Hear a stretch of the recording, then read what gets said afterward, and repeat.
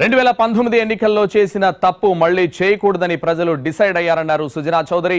ఒక్కసారి ఛాన్స్ ఇస్తే ఎలాంటి వినాశనం జరుగుతుందో వైసీపీ చూపించిందన్నారు. మోడీ బాబు జోడీ ఏపీకి మేలు చేస్తుందంటున్న సుజనా చౌదరితో మా ప్రతినిధి ఫేస్ టు ఫేస్.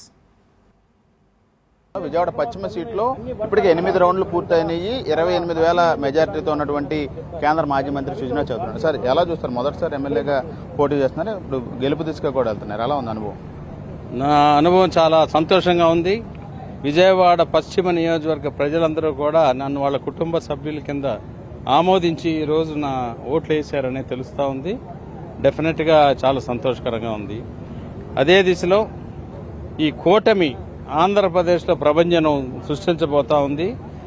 ఈ విధంగా ఒక పార్టీ, ఒక రాంగ్ పార్టీ గనక ప్రజలు ప్రజాస్వామ్యంలో ఓటు వేస్తే 5 సంవత్సరాల్లో జరిగిన నష్టాన్ని ప్రజలందరూ కూడా గమనించి విద్యుత్తో డెఫినెట్గా చేసి ఇది ఒక కేస్ స్టడీ కింద భారతదేశంలో ప్రజాస్వామ్యంలో ఇలాంటి తప్పులు కూడా జరగకుండా చూసుకోవాల్సిన అవసరం ఎంతైనా ఉంది అని భారతదేశం మొత్తం కూడా ఒక లెసన్ కింద ఇది తెలుసుకొని ఇంకోసారి ఇలాంటి తప్పు జరగకుండా జరుగుద్దని చెప్పి నా నమ్మకం. గతంలో కూడా 2014లో కూడా గెలవలేదు బీజేపీ. ఇక్కడ మీరు మాత్రం గెలుస్తానన్న ధైర్యంతో ముందుకొచ్చిన నేపథ్యంలో వాళ్ళ నుంచి ఎటువంటి ఈ స్పందన ఎలా రెస్పాండ్ అవుతుంది? 2014లో డెఫినెట్గా కూటమి మూలానే ఆ రోజున ఎన్డీఏ ప్రభుత్వం ఏర్పడింది ఇక్కడ కూడా. సరే, ఆ తర్వాత కొన్ని కారణాల వల్ల కొంచెం విడిపోవడం జరిగింది. కానీ 2014లో కూడా ఈ అపాయం 2019లో జరిగిన అపాయం 14లో జరిగి ఉండేది.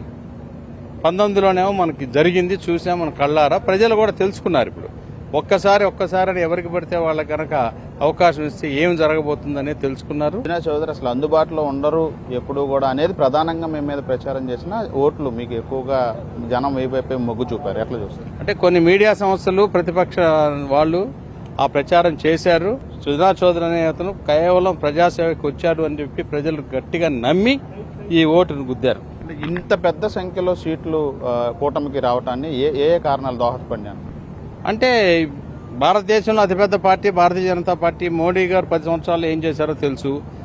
ఆంధ్రప్రదేశ్లో అతిపెద్ద పార్టీ తెలుగుదేశం పార్టీ. చంద్రబాబు నాయుడు గారు గత 14 సంవత్సరాల్లో ముఖ్యమంత్రిగా అభివృద్ధి ఎలా చేశారో తెలుసు. జన పార్టీ అధినాయకుడు పవన్ కళ్యాణ్ గారు ఒక మానవతావాది, మానవతా దృక్పథంతో ఈ మూడి ప్రతిపక్ష ఓటు అనేది చేయకూడదని చెప్పి కష్టపడి కూటమిని ఏర్పరిచారు. గతంలో చేసిన తప్పు చేయకూడదనే వైసీపీని పక్కన పెట్టారు. అందుకే ప్రతిపక్ష హోదా కూడా రాకుండా ఈ విధమైన భారీ మెజారిటీని కూటమికి ఇస్తున్నారని చెప్పేది సుజనా చౌదరి. కెమెరా పర్సన్ లక్ష్మణ్తో శ్రీకాంత్, ఎన్టీవీ, విజయవాడ నుంచి.